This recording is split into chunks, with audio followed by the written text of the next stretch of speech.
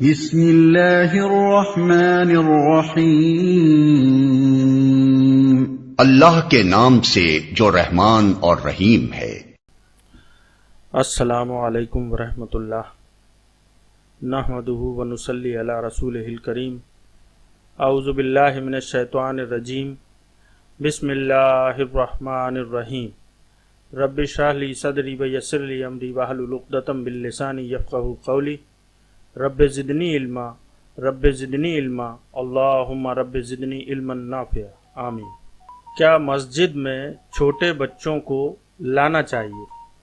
فتویٰ کمیٹی سعودی عرب سے یہ سوال ہوا کہ بعض نمازی جب مسجد میں آتے ہیں تو ان کے ساتھ اتنے چھوٹے بچے بھی ہوتے ہیں جو ابھی شعور کی عمر کو نہیں پہنچے ہوتے، اور وہ نماز بھی اچھے طریقے سے نہیں پڑھ سکتے، لیکن نمازیوں کے ساتھ صف میں شامل ہو جاتے ہیں، اور ان میں سے بعض دوران نماز ہی کھیل میں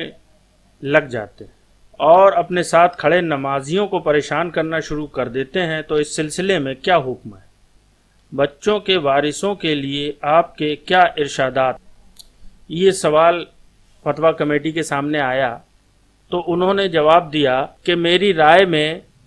ایسے بچوں کو مسجد میں لانا جائز نہیں ہے جو نمازیوں کے لیے باعث تشویش ہوں، کیونکہ اس میں فریضہ الہی ادا کرنے میں نمازیوں کے لیے ایذا ہے، یعنی تکلیف ہے۔ نبی کریم صلی اللہ علیہ وسلم نے جب بعض صحابہ کو نماز پڑھتے اور جہری قرات کرتے ہوئے سنا تو فرمایا، جب کچھ لوگ نماز پڑھ رہے ہوں تو باقی جہری قرات نہ کریں، یعنی جب کچھ لوگ نماز پڑھ رہے ہوں تو جہری قرات دوسرے لوگ نہ کریں، کیونکہ ان نمازیوں کو جو نماز پڑھ رہے ہیں ان کو تکلیف ہوگی۔ ایک دوسری حدیث میں یہ الفاظ ہیں، بعض نمازی بعض دوسروں کو ایذا نہ پہنچائے، یعنی ایک نمازی دوسرے نمازی کو کوئی تکلیف نہ پہنچائے۔ یہ بھی اللہ کے نبی صلی اللہ علیہ وسلم کا حکم ہے۔ اس سے معلوم ہوا کہ وہ کام جائز نہیں جس سے نمازیوں کو تکلیف پہنچتی ہو۔ میری ان بچوں کے وارثوں کو نصیحت ہے کہ وہ انہیں مسجد میں نہ لائیں اور اسی رشد و بھلائی کو اختیار کریں جو نبی کریم صلی اللہ علیہ وسلم نے اپنے اس ارشاد میں تعلیم فرمائی۔ اپنے بچوں کو نماز کا حکم دو جب وہ 7 سال کے ہو جائیں، اور اگر 10 سال کے ہو کر بھی نماز نہ پڑھیں تو انہیں مارو۔ میں اہل مسجد کے لیے بھی یہ وصیت کرتا ہوں کہ ان بچوں کے لیے ان کے سینے کشادہ ہونا چاہیے جن کا مسجد میں آنا درست ہے، انہیں وہ مشقت میں نہ ڈالیں اور نہ اس جگہ سے انہیں اٹھائیں جہاں وہ سبقت کر کے آ کے بیٹھے ہوئے ہیں، یعنی کسی بچے کو اس کی جگہ سے نہیں وہ ہٹانا ہے، کیونکہ جو شخص جس جگہ سبقت کر کے آ بیٹھے وہ اس کا زیادہ حقدار ہے، خواہ وہ بچہ ہو یا بڑا ہو۔ بچوں کو صف میں سے ان کی جگہ سے اٹھا دینے میں ان کی حق تلفی ہے، کیونکہ جو شخص سبقت کر کے کسی ایسی جگہ بیٹھ جائے جہاں کوئی اور مسلمان سبقت کر کے نہ پہنچا ہو تو وہ اس کا زیادہ حقدار ہے۔ اس سے ان کے دلوں میں مسجد سے نفرت پیدا ہوگی، بچے کے دل میں اس شخص کے بارے میں کینہ اور کراہت پیدا ہوگی جو اسے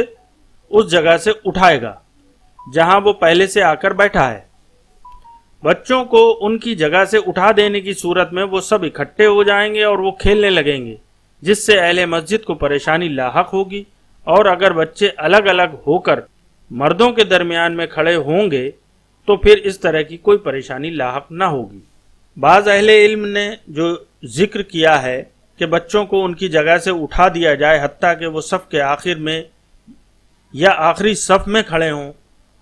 اور انہوں نے اس سلسلے میں نبی کریم صلی اللہ علیہ وسلم کے اس ارشاد سے استدلال کیا ہے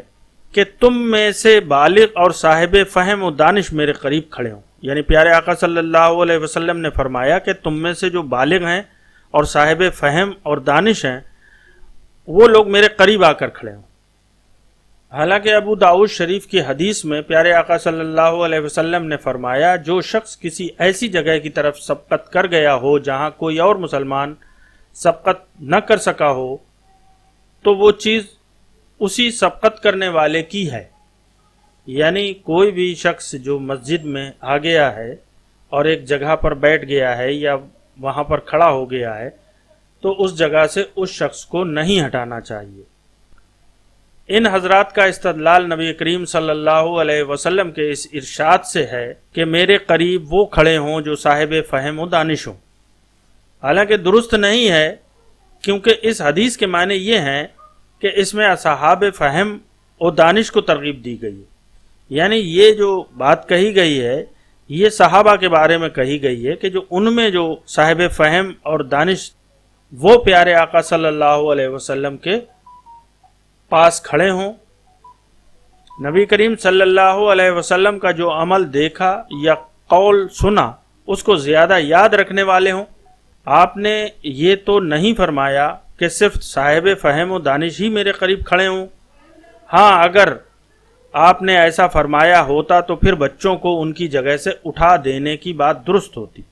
لیکن حدیث کے الفاظ جو ہیں ان میں اصحاب فہم و دانش کو حکم دیا گیا ہے کہ وہ آگے بڑھیں اور سبقت کر کے نبی کریم صلی اللہ علیہ وسلم کے قریب کھڑے ہوں۔ اس فتوے سے نتیجہ یہ نکلا کہ اول تو ہمیں اپنے جو چھوٹے بچے ہیں جن کو شعور نہیں ہے ان کو مسجد میں نہیں لانا چاہیے، اور دوسری بات یہ ہے